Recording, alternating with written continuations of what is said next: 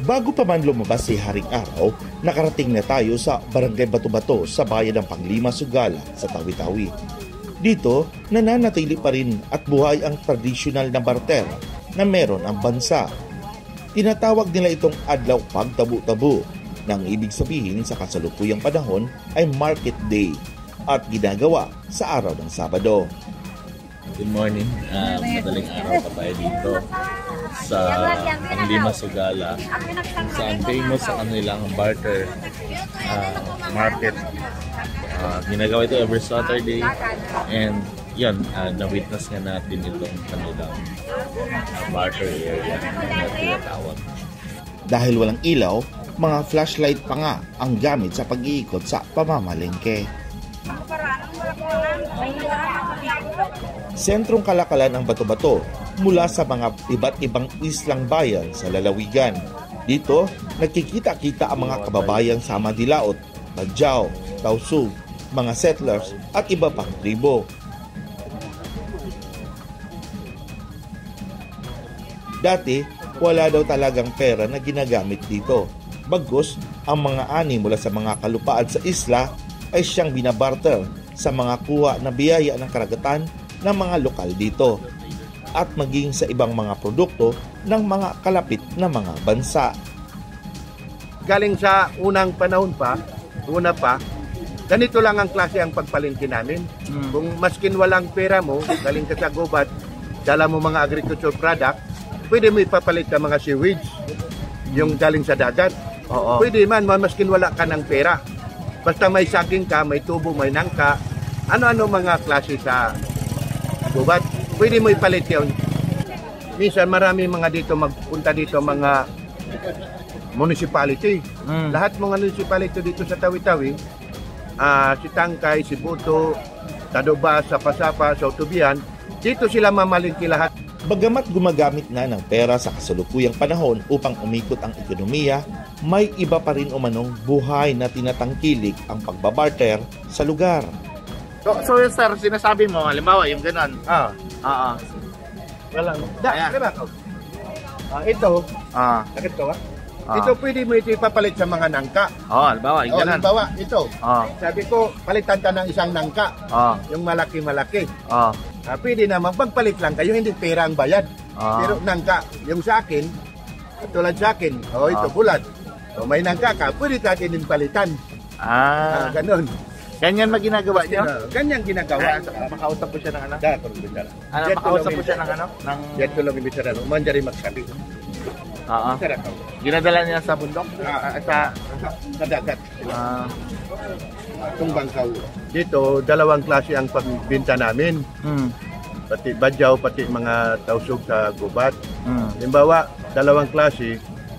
Yung makadala ka ng saging o kamote o mga anong klase na sa mga agriculture product, dalay mo dito.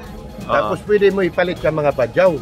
Ang palit kayo, halimbawa, kamote mo, o kamote, halimbawa, ipalit mo lang sa mga pusit, ang mga seafoods. Pwede pag-usapan nyo ang pagpalit ninyo.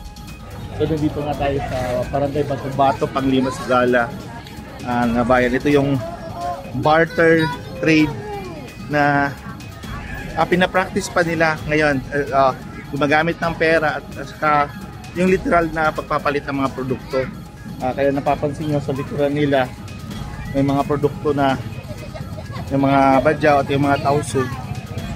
So pag uwi nila ay may bit-bit na sila na mga produkto. Sa ating paglilibot nga, nakakamangha ang mga seafoods na dito lang makikita at nabibili ng napakamura. Tulad ng mga seashells na ito at ang mga malalaking klase ng lato o sea grapes. Sobrang fresh din na mga huling isda. Kaya naman ang international chef na si Sharif Pindaton na isa ding bangsamoro na mangha sa mga produkto ng mga kababayan sa lugar. Marami umanong pwedeng gawing putahe ng mga seafoods at iba pang produkto dito. Sobrang dami. May mga gusto ka na eksperimentuhan dito, Yes, chef? Especially because they're fresh. Oo nga po. Sinasabing nakikilala Anong laman rin yan, ate? umano ang isang lugar Anong- sa kung ano ang mga tradisyonal na pagkain meron sila. Tulad na lang nitong patulakan at tumbong. Ang isa ay nakabalot sa dahon ng saging habang ang isa ay nakabalot sa kawayan. Anong tawag nito? Patulakan. Ha, patulakan. Ay, yung kawayan, tapos Tumpong. Tumpong. Ano yan siya, yung rice? Anong ginamit nyo na ano, rice? Masarap sa kape. Magkano, 60 isa? Kaya naman pag gutom ka na sa pag-ikot sa barter area, mainit na kape kasama ang mga native foods ng bato-bato ang siyang iyong mapupuntahan. Ma'am, paano mo naman sa amin? Pakilala mo naman sa amin. Pangalan niya po, sir. Tanganan. Panganan. Opo. Okay. Ito pawa. Pawa. Ah, Parang pawa ng ano. ito siupaw. Okay, siupaw. Mungguang laman yan, munggo. Okay. Ito daral. Daral. Niyog. The famous daral. Ito pitis. Pitis. Anong pitis? Suman? Hindi. Anong Parang laman? malaki tapos niyog ang laman niya. Okay. Opo. Ito ganito rin kami ang bilog. Oh, Puti mandi. putli mandi. Ito po junay. Sunay. Junay po. Oo. Ito patil. Patil. Yung kan at saka chicken. Ayun, meron na pala patil dito. Mabot pala dito. Ito pastil, sir. Pastil din. So ito ang pastil, yun ang patil. Opo. Ito magkain ka may sauce yan.